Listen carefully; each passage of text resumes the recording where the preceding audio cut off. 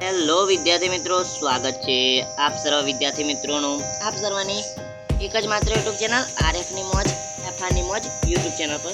મિત્રો, ચેનલ પર પહેલા પધાર્યા હોય તો એક વિનંતી છે, ચેનલને સબસ્ક્રાઈબ કરી દેજો, કારણ કે વ્યૂ ડાઉન થઈ રહ્યા છે આપણી ચેનલ પર. ઓકે, તો જોઈ લઈએ. આજે આપણે ધોરણ 6 સામાજિક વિજ્ઞાન પાઠ નંબર 13 ભારત ભૂપૃષ્ઠ, આબોહવા, વનસ્પતિ અને વન્યજીવન સ્વાધ્યાયના પ્રશ્નોના જવાબ સવાલ કરીશું. ઓકે, અને મિત્રો આની આગળ દરેક પાઠનું એટલે કે 12 પાઠના સ્વાધ્યાયનું સોલ્યુશન મૂકી ચૂકીએ છીએ, તો જોઈ લેવા વિનંતી છે તમને. ઓકે, જોઈ લઈએ. આગળ આપણે પ્રશ્ન નંબર 1 છે, જોડકા જોડો. એના અંદર પહેલું, એક સિંગી ભારતીય ગેંડો જવાબ આવશે અસમની અંદર જોવા મળે છે. બીજું, સમુદ્રના કાચબા ઓડિશાનો સમુદ્ર કિનારો ત્યાં જોવા મળે છે. ત્રીજું, યાયાવર પક્ષીઓ તો જળપ્લાવિત ક્ષેત્રની અંદર જોવા મળે. ઓકે, પ્રશ્ન નંબર 2, નીચેના વિધાનો ખરા છે કે ખોટા તે જણાવો. ઓકે, સિંહ ગીરના ઉપરાંત નળ સરોવરમાં જોવા મળે છે. ખોટું. ગીર ઉપરાંત એટલે કે ગીરના અંદર જ જોવા મળે છે ને એના પછી નળ સરોવરમાં ના જોવા મળે. ઓકે, બીજું, પૂર્વ કિનારાની તુલનામાં પશ્ચિમ કિનારાનું મેદાન સાંકડું છે. ખરી વાત છે. પશ્ચિમ કિનારો એટલે કે આપણી સાઈડ જે તે કહીએ ને એ ગોવા સાઈડ, એ બધું પશ્ચિમના અંદર જ આવી ગઈ. ગુજરાતથી લઈને નીચે જે કર્ણાટક સુધી જે કિનારો કહેવાય પશ્ચિમ કિનારો, પેલી સાઈડનો પૂર્વ કિનારો કહેવાય. ઓકે, આખો કિનારો એટલે. આગળ જોઈએ. પ્રશ્ન 3 છે, કાવેરી નદીએ સુંદર વન નામનો મુક્ત ત્રિકોણ પ્રદેશ બનાવ્યો છે. ખોટું. આગળ જોઈએ. પ્રશ્ન નંબર 3, 1-2 વાક્યમાં ઉત્તર આપો. એના અંદર પહેલું, હિમાલયની દક્ષિણે આવેલ મેદાન કઈ નદીઓને બનાવ્યું છે? હિમાલયની દક્ષિણે આવેલ મેદાન ગંગા, સતલુજ, યમુના, બ્રહ્મપુત્ર અને તેની શાખા નદીઓએ બનાવ્યું છે. આગળ પ્રશ્ન નંબર 2, ગુજરાતમાં યાયાવર પક્ષીઓ ક્યાં ક્યાં આવે છે? ગુજરાતમાં યાયાવર પક્ષીઓ નળ સરોવર, ખીજડીયા, થોળ, છારીદડ એટલે કે કચ્છ વગેરે સ્થળોએ આવે છે. આગળ જોઈએ તો પ્રશ્ન નંબર 4, 3-4 વાક્યમાં ઉત્તર આપો. મેંગ્રોવ જંગલો વિશે તમે શું જાણો છો? જવાબ આવશે મેંગ્રોવ જંગલ એટલે કે ભરતીના જંગલો સમુદ્રની ભરતીના ખારા પાણીમાં વિકસે છે. મેંગ્રોવ ફોરેસ્ટ એને કહેવાય. ઓકે, ઇંગ્લિશની અંદર. ભારતમાં તે પશ્ચિમ બંગાળ, ગુજરાત તથા આંદામાન અને નિકોબાર ટાપુઓના દરિયા કિનારે આવેલ છે. ગંગાના મુક્ત ત્રિકોણ પ્રદેશમાં આવેલું સુંદરવન ભરતીનું જંગલ છે. અહીં સુંદરી નામના વૃક્ષો થાય છે. ગુજરાતના સમુદ્ર કિનારે દલદલીય વિસ્તારમાં નાના પાયા પર ભરતીના જંગલો આવેલા છે. અહીં ચીર નામના વૃક્ષો થાય છે. સ્થાનિક લોકો તેના લાકડાનો બળતણ તરીકે ઉપયોગ કરે છે. ઓકે, પ્રશ્ન નંબર 2 છે, પર્વતીય જંગલ વિશે માહિતી આપો. પર્વતીય જંગલ એટલે કે માઉન્ટેન ફોરેસ્ટ એટલે કે પર્વતો પરના જંગલો. આ જંગલોના વૃક્ષો પર્વતો પર જુદી જુદી ઊંચાઈએ વિવિધ પ્રકારના અને વિશિષ્ટ આકાર ધરાવતા હોય છે. સમુદ્ર સપાટીથી આશરે 1500 મીટરથી 2500 મીટર સુધી ઉગતી વનસ્પતિ શંકુ આકારની અને લાંબા તથા અણીદાર પાંદડાવાળા હોય છે. તેથી અહીંની વનસ્પતિ શંકુદ્રુમ વનસ્પતિ તરીકે ઓળખાય છે. ચીડ, દેવદાર અને પાઇન અહીંના મુખ્ય વૃક્ષો છે. આગળ જોઈએ. પ્રશ્ન નંબર 5, શબ્દ સમજૂતી આપો. યાયાવર પક્ષીઓ વિશે જોઈએ તો એટલે કે ભટકતા પક્ષીઓ. યાયાવર પક્ષી એટલે ભટકતા પક્ષીઓ. જેમ પહેલા આદિમાનવ ભટકતા હતા તેવી રીતે યાયાવર પક્ષીઓ જે ભટકતા પક્ષીઓ હોય તેમને કહેવાય. શિયાળા દરમિયાન આપણા દેશનો જળાશયો અને જળપ્લાવિત ક્ષેત્રોમાં દૂર આવેલા ઠંડા પ્રદેશોમાંથી વિદેશી પક્ષીઓ આવે છે. તે શિયાળો પૂરો થતાં પોતાના વતનમાં પાછા જાય છે. આ પક્ષીઓ યાયાવર પક્ષીઓ તરીકે ઓળખાય છે. તેમને પ્રવાસી પક્ષીઓ પણ કહે છે. ઓકે, આગળ બીજું, પાનખર ઋતુ. તો જે ઋતુમાં મિત્રો આની અંદર પ્રવાસી પક્ષીઓના અંદર જે એક ટીપકું કરેલું છે, તો પ્રવાસી પક્ષીઓ પછી પણ એક ટીપકું કરી દેજો. ઓકે, કન્વર્ટેડ કોમા કહેવાય એને, જે કન્વર્ટેડ કોમા કરી દેજો. બીજું, પાનખર ઋતુ. તો જે ઋતુમાં વનસ્પતિના પાંદડા ખરી જાય તેને પાનખર ઋતુ કહેવાય. આપણે ત્યાં મહા અને ફાગણ માસ દરમિયાન વનસ્પતિ પોતાના બધા પાંદડા ખેરવી નાખે છે. તેથી આ સમયને પાનખર ઋતુ કહેવામાં આવે છે. ઉષ્ણકટિબંધીય જંગલોમાં વૃક્ષો પાનખર ઋતુમાં પોતાના બધા પાંદડા ખેરવી નાખે છે. તેથી આ જંગલો ખરાબ જંગલો કહેવાય છે. ઓકે, આગળ આગળ આ જંગલોમાં સાગ, સાલ, વાંસ, મહુડો, લીમડો વગેરે વૃક્ષો જોવા મળે છે. ઓકે, આગળ જોઈ લઈએ મિત્રો. પ્રશ્ન નંબર 6 છે, ટૂંકમાં લખો. એના અંદર પહેલું જંગલોના પ્રકાર. મુખ્યત્વે આબોહવા અને વરસાદની વિવિધતાના આધારે ભારતના જંગલોના 5 પ્રકાર છે.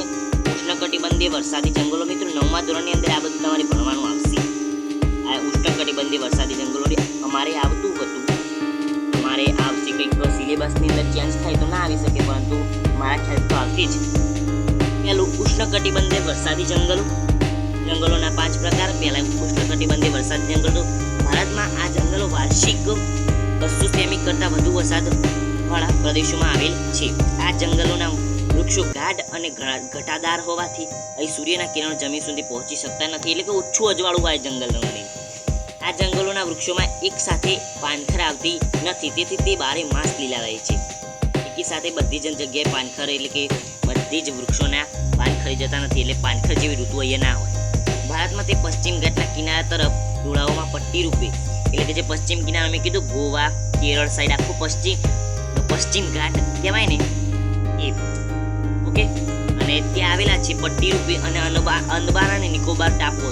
મિત્રો નકશાની અંદર તમારે પૂછાઈ શકે કે આ સ્થળો દર્શાવો, તો યાદ રાખજો ઉષ્ણકટિબંધીય વરસાદી જંગલો, એનું એક સ્થળ અંદમાન અને નિકોબાર ટાપુ યાદ રાખી લેવાના. ઉત્તર પૂર્વ ભારતના કેટલાક ભાગોમાં આવેલ છે, ઉત્તર અને પૂર્વ ભારત. ઓકે, જે અરુણાચલ પ્રદેશ એ સાઈડનો ભાગ. મેહોંગની, અબુનસ, રોજવુડ, નેત્તરની સોટી, જબડી વાગી, જો કોઈને ખાધેલી હોય તો, રબર વગેરે અહીંના મુખ્ય વૃક્ષો છે. મેં ખાધેલી છે એટલા માટે. બીજું ઉષ્ણકટિબંધીય પાનખર જંગલો. આ જંગલો ઓછા ઘટાદાર હોય છે. તેના વૃક્ષો પાનખર ઋતુમાં પોતાના બધા પાંદડા ખેરવી નાખે છે, તેથી તે પાનખર કે ખરાવ જંગલો કહેવાય છે.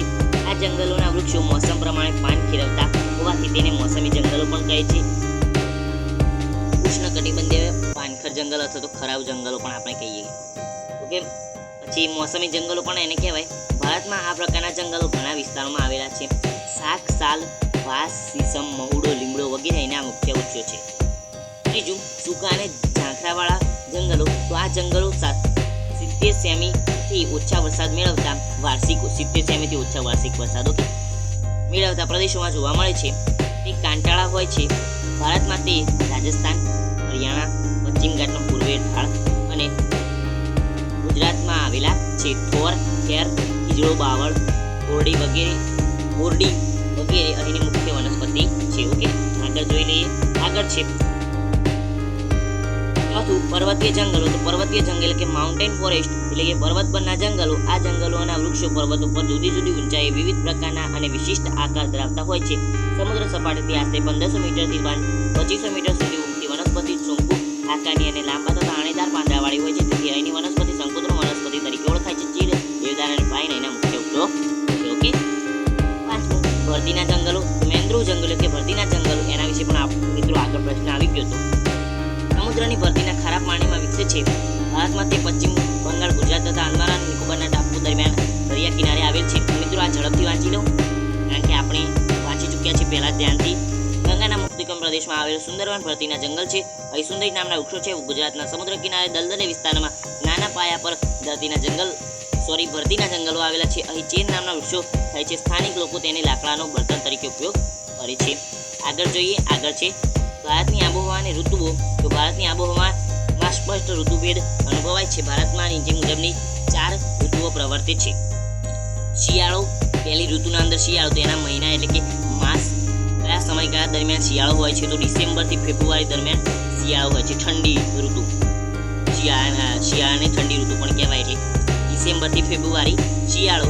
ઉનાળો, તો માર્ચથી મે. અત્યારે મે ચાલુ થઈ ગયો છે, એટલે મે પૂરું થશે એટલે ઉનાળો પણ પૂરો થઈ જશે. તો માર્ચથી મે ગરમ ઋતુ, ઉનાળો. ચોમાસું જૂનથી સપ્ટેમ્બર એટલે કે વર્ષા ઋતુ. અને પાછા ફરતા મોસમી પવનોની ઋતુ એટલે કે નિવર્તન ઋતુ આને કહેવાય. પાછા ફરતા મોસમી પવનોની ઋતુ એટલે નિવર્તન ઋતુ. અને તે ક્યારે આવે છે? ઓક્ટોબર અને નવેમ્બર, 2 માસ હોય છે. ઓક્ટોબર અને નવેમ્બર. શરદ ઋતુ, નિવર્તન ઋતુ. ઓકે, શરદ ઋતુ પણ કહેવાય નિવર્તન. પહેલું શિયાળા વિશે જોઈ લઈએ આપણે ડિટેલની અંદર. ભારતમાં શિયાળાની ઋતુ ડિસેમ્બરથી ફેબ્રુઆરી મહિનો સુધી હોય છે. ડિસેમ્બરથી ફેબ્રુઆરી. આ સમયે ભારતના સૂર્યના કિરણો ત્રાંસા પડતા હોવાથી તાપમાન નીચું જ રહે છે. હિમાલયમાં શિયાળામાં કેટલીક વાર ભારે હિમવર્ષા થાય છે. તે વખતે ત્યાંની ઠંડી અને ભારે હવા ઉત્તરના મેદાનમાં ઘસી આવે છે. તેની અસરથી ઉત્તર ભારતમાં તેમજ રાજસ્થાન અને ગુજરાતમાં પણ ઠંડીનું મોજું ફરી વળે છે. પરિણામે તાપમાન એકાએક ઊંચું નીચું ઉતરી જાય છે. શિયાળામાં ગુજરાતના ઉત્તર વિસ્તારોમાં રાજ્યના બીજા વિસ્તારો કરતાં વધુ ઠંડી અનુભવાય છે. શિયાળાની અંદર ગુજરાતની અંદર ઓકે. શિયાળામાં દિવસો ટૂંકા હોય છે જ્યારે રાત્રિઓ લાંબી હોય છે. આગળ જોઈએ ઉનાળો તો સમર વેકેશન અત્યારે ચાલુ છે. હું વિડીયો બનાવું છું ત્યારે, પરંતુ જ્યારે અપલોડ કરીશ ત્યારે સમર વેકેશન નહીં હોય. ભારતમાં જ ઉનાળાની ઋતુ માર્ચથી મે સુધી હોય છે. આ સમયે ભારતમાં સૂર્યના કિરણો સીધા પડતા હોવાથી તાપમાન વધારે પ્રમાણમાં રહે છે. સમુદ્ર કિનારાના પ્રદેશમાં ગરમીનું પ્રમાણ દેશના ખંડીય ભાગો કરતાં ઓછું રહે છે. ભારતમાં મોટાભાગના પ્રદેશોમાં ઉનાળો એકંદરે ગરમ અને સૂકો હોય છે. બપોરે વાતા ખૂબ ગરમ પવન અને લૂ કહે છે. ઉનાળાની ઋતુ દરમિયાન ગુજરાતના ઉત્તર ભાગમાં અને રાજસ્થાનના પશ્ચિમ ભાગમાં ખૂબ જ વધારે ગરમી પડે છે. આ ઋતુ દરમિયાન દિવસો શિયાળાની સરખામણીમાં લાંબા હોય છે. આગળ જોઈએ તો ચોમાસું ન લખેલું છે પણ ચોમાસું લખજો. અહીંયા હિન્દીની અંદર થોડું લખાઈ ગયું છે ચોમાસું એટલે કે મોન્સૂન. ભારતમાં ચોમાસાની ઋતુ જૂનથી સપ્ટેમ્બર માસ સુધી હોય છે. ખેતી પ્રધાન ભારત માટે ચોમાસું સૌથી મહત્વની ઋતુ છે. ભારતમાં મોટાભાગની ખેતી વરસાદ પર જ આધારિત હોવાથી આ ઋતુ ખેતી માટે ખૂબ અગત્યની ગણાય છે. નૈઋત્ય એટલે કે દક્ષિણ પશ્ચિમ દિશામાંથી વાતા પવનો સમુદ્ર પરથી આવતા હોવાથી તે ભેજવાળા હોય છે. આ પવનો દેશમાં વરસાદ લાવે છે.